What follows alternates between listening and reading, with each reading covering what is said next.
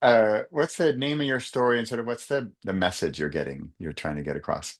Yeah, so the name of my story is Wish You Were Here. And actually, I named the story right at the or actually, way after I'd written the story, it kind of came to me.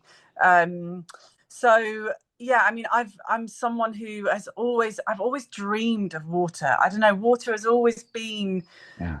from a really, really young age. I don't really know why, but I've always wanted a holiday's not a holiday if there wasn't water. I'm not even like, yeah, I'm not even a competitive swimmer, but water has just always been so present. And part of this writing this story was kind of trying to untangle that and think like why, where does that come from? And so this story, what didn't start as that wasn't the purpose, but it enabled me to kind of untangle some of that.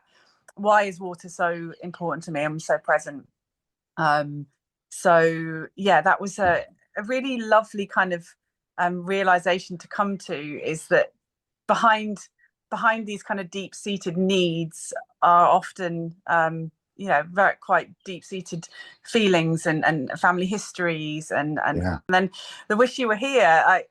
I originally had another title which was a bit darker, and Wish You Were Here is it's about kind of wanting everyone to have that experience of immersion and that feeling, but also it ties back into the story of a popular TV program that I Yeah. used to watch when I was a kid and dream of being somewhere else. Yeah.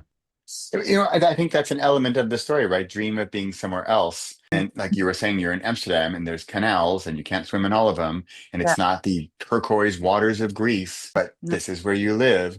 yeah, And so it's sort of how yeah, can and water is such a big element of your life. So how can I make do, so to yeah. speak, with where I am and make the best of where I am? And I think that's kind of also quite a big part of my personality. Is I'm an eternal optimist. Um, I really always try and make the best out of a situation, even if it's quite dark. yeah. Yeah. Yeah, me too. Given from my mother, as the story links back to my mum, but that my mother is just an incredible optimist. So I think, yeah, that is part of it, and finding the beauty in the brown, which some people turn their noses up at, and sometimes I do. And I go over to swim and I see a film on the top of something suspicious, and I'm like, nah, be fine. Or when I get in, it'll disperse and it'll be fine. But yeah, finding the, it's a bit cheesy, but finding the beauty in something which isn't typically beautiful. And yeah, yeah. So I enjoy